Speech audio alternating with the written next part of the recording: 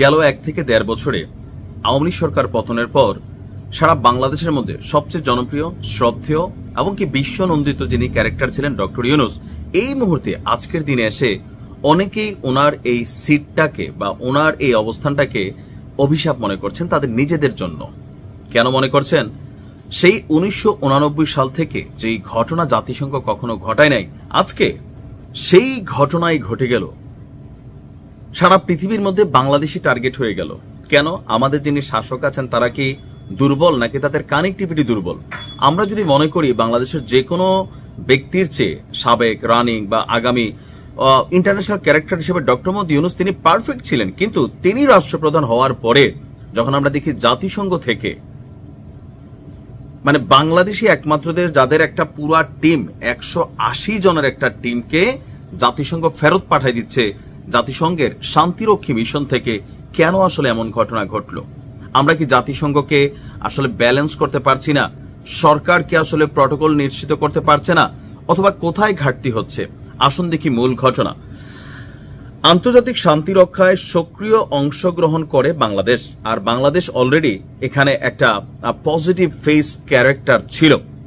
আর জাতিসংঘের শান্তিরক্ষা মিশন থেকে বাংলাদেশ পুলিশের একমাত্র একটা অবশিষ্ট কন্টিনজেন্ট, মানে একটা বড় সড়ো 180 জনের একটা টিম সম্ভবত, তাদেরকে কঙ্গো গণতান্ত্রিক প্রজাতন্ত্র থেকে প্রত্যাহারের নির্দেশ দেওয়া হয়েছে। কেন বাংলাদেশের টিমকে দেওয়া হলো?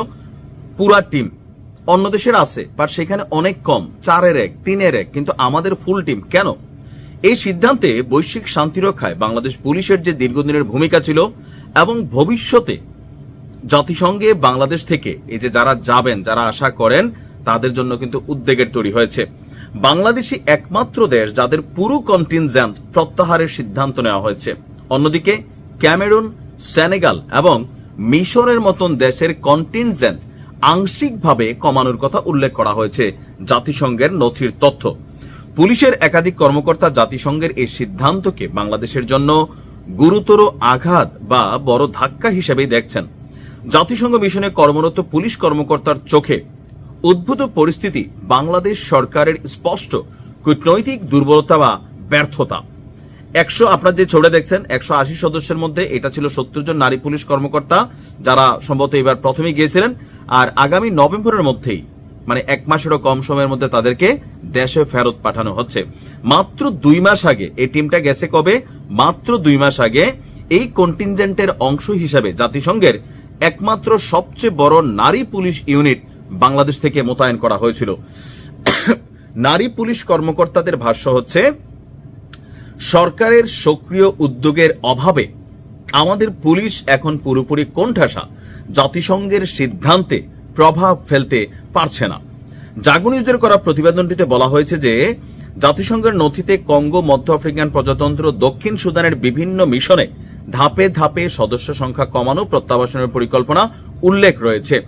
বাংলাদেশই একমাত্র দেশ যাদের পুরো টিমকে ফেরত পাঠানো হচ্ছে। কাল থেকে ক্যাম্প বুঝিয়ে দেওয়ার কাজ শুরু হবে। 17 বছরের যত মালামালার সেবা আছে সব কার্গোতে বুঝিয়ে দিয়ে আসতে হবে। সবাই একসঙ্গে কাজ করব, আমরা একসঙ্গে এসেছিলাম, একসঙ্গে চলে যাব, একথা বলছেন পুলিশ সুপার জান্নাত আফরোজ। তো জাতিসংঘ এবং বাংলাদেশ পুলিশ বলছে জাতিসংঘের যেই অর্থ সংকট, এইটার কারণে এটা কমানো হয়েছে, বুঝলাম, কিন্তু বাংলাদেশকে কেন পুরা এই বলির পাঠা করে দেওয়া হইল আমি জানি না যে এটা কেন করা হবে। আর আগামী 3 দিনের মধ্যেই 162 জনকে পাঠাই দেওয়া হবে। আর 18 জন যারা বিভিন্ন গাড়ি টাড়ি, প্রশাসনিক, লজিস্টিকে কাজ করতেছিলেন, তারা নভেম্বরে ফিরে আসবেন। আমার কাছে মনে হয় এটা সরকারের ব্যর্থতা। ডক্টর মোহাম্মদ ইউনূস তিনি এই মুহূর্তে দেশের মধ্যে ঐকমত্য নিয়ে বা কমিশন সংস্কার নিয়ে যেই পরিমাণ মনোযোগ দিচ্ছেন, সারা পৃথিবীতে গেল এই 1 বছরে বাংলাদেশের ভিসা পাওয়ার রেশিও, বাংলাদেশের পাসপোর্টের মান কমে যাওয়া, কূটনৈতিক ব্যর্থতা, এখানে যারা বসছেন, মানে থাকে না যে কি বলা হয় যে আসলে শব্দটা কিভাবে ব্যবহার করবো, যে অমুকরে দিয়া কি তমুকের কাম চলেনি, বুঝা নিয়েন, ঘোড়ার কাজ কিন্তু চলে না কারে দিয়া। এটা কিন্তু তাহলে প্রমাণিত হইল যারা পররাষ্ট্র সামলাচ্ছেন, ইন্টারন্যাশনাল এই বিষয়গুলোকে ডিল করছেন, তাদের দক্ষতার অভাব।